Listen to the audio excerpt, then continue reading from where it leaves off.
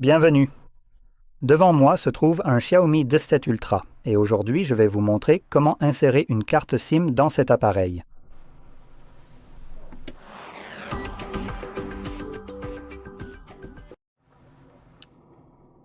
Pour commencer, vous aurez besoin d'un outil d'éjection de carte SIM similaire à celui-ci.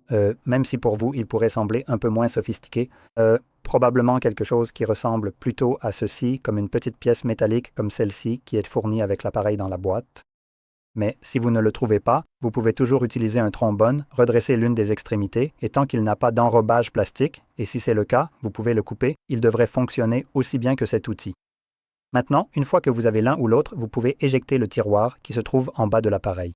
Et si vous utilisez l'étui par défaut, vous n'avez même pas besoin de l'enlever car le tiroir est accessible en bas.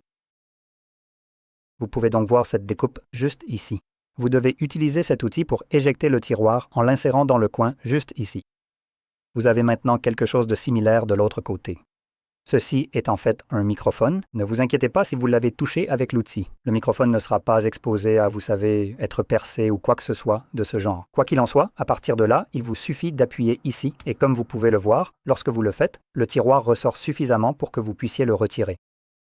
Sur le tiroir, vous avez maintenant deux emplacements pour carte SIM. Il n'y a malheureusement aucun emplacement pour carte SD, mais nous pouvons utiliser deux cartes SIM.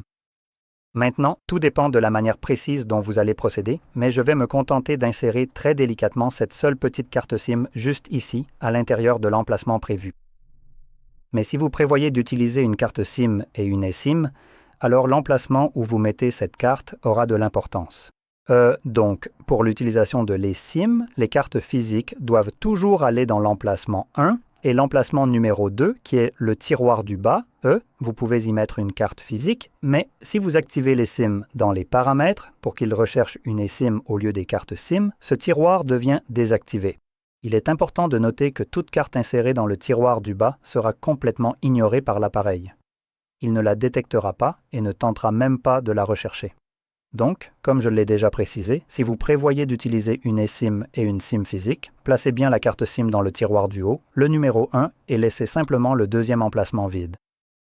Maintenant, comme je l'ai dit, si vous prévoyez d'utiliser deux cartes SIM, vous pouvez les placer, dans n'importe quel tiroir. Et si vous prévoyez même d'utiliser une seule carte SIM, vous pouvez la mettre en haut ou en bas. Cela n'a vraiment aucun impact. Quoi qu'il en soit, à partir de là, il suffit de la réinsérer dans votre appareil et, une fois fait, la carte devrait fonctionner immédiatement. Voilà. Donc elle s'affiche et me demande un code PIN. Je vais confirmer le code PIN de ma carte SIM. Cela va la déverrouiller et c'est tout. La carte est prête à l'emploi. Si vous avez trouvé cette vidéo utile, n'oubliez pas de liker, de vous abonner et merci d'avoir regardé.